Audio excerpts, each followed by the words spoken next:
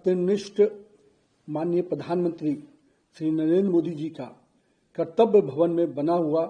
कर्तव्य पथ पे चलने वाला ये बजट का मैं पूरा स्वागत करता हूं। जिस प्रकार से माननीय निर्मला सीतारमण जी ने लगातार 9वीं बार अपना बजट रखा है, ये भारत सरकार की पॉलिसी सस्टेनेबिलिटी और गुड गवर्नेंस का प्रतीक है। माननीय प्रधानमंत्री जी का जो विश्वास जनता के बीच में है, उसको ये बजट पूरी तरह से दर्शाता है। हम लोगों ने देखा कि किस प्रकार से माननीय प्रधानमंत्री जी का सबका साथ सबके विकास के जो मूल मंत्र हैं, वो इस बजट के पूरे विस्तार में दिखता है। साथ ही साथ विकसित भारत 2047 के बनाने का जो सपना माननीय प्रधानमंत्री जी ने देखा है, उसके लिए भी ये संकल्प से सिद्धि वाला बजट है। इस बजट में जहां भारत के वैश्विक अस्थिरता के बावजूद भारत का जो ग्रोथ रेट है, जो 7% लगातार बढ़ रहा है, ये दिखा रहा है कि किस प्रकार से हमने अपने जीडीपी को लगातार मजबूत किया है और साथ ही साथ इन्फ्लेशन को भी अपने कंट्रोल में रखा है। ये इस दिशा में दिखाता है कि हमारे बजट में किस प्रकार से डेप्थनेस है, सबको लेके चलने का हमारा जो विश्वास है और सभी इंफ्रास्ट्रक्चर प्रोजेक्ट को मजबूत करने का जो हमारा विश्वास है, उस पर यह बजट काफी आगे दिख रहा है। युवा शक्ति को मैं मान सकता हूं कि युवा शक्ति ड्रिवन बजट है। इस बजट में जहां इंफ्रास्ट्रक्चर के ग्रोथ के पूरी तरह से मैन्युफैक्चरिंग यूनिट को आगे बढ़ाने का प्रयास किया गया है, इस बजट के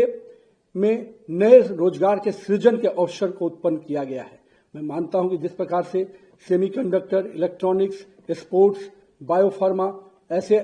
कई अन्य क्षेत्रों को जिस प्रकार से सरकार का इंसेंटिव मिल रहा है, कहीं 40,000 करोड़ का सेमीकंडक्टर्स के क्षेत्र में, 10,000 करोड़ का बायोफार्मा में जो सपोर्ट सिस्टम खड़ा हुआ है, ये सपोर्ट सिस्टम स्पष्ट रूप से सरकार की इस मंशा को दोहराता है कि हम नए रोजगार के सृजन की दिशा में आगे बढ़ रहे हैं।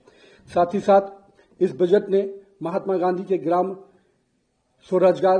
पहल को भी दिखाया है। इस पहल से जहां हमारे बुनकर, हमारे छोटे कुटीर उद्योगों को इसका लाभ मिलने जा रहा है और ग्रामीण क्षेत्रों के रोजगार को मजबूत करने की दिशा में ये बहुत बड़ा कदम है। साथ ही साथ टूरिज्म और कल्चरल सेंटर को भी विकसित करने का जो सपना माननीय प्रधानमंत्री जी देख रहे हैं, लगातार उस दिशा में सरकार का ये बजट उस पहल को दिखा रहा है। साथ ही साथ हम कह सकते हैं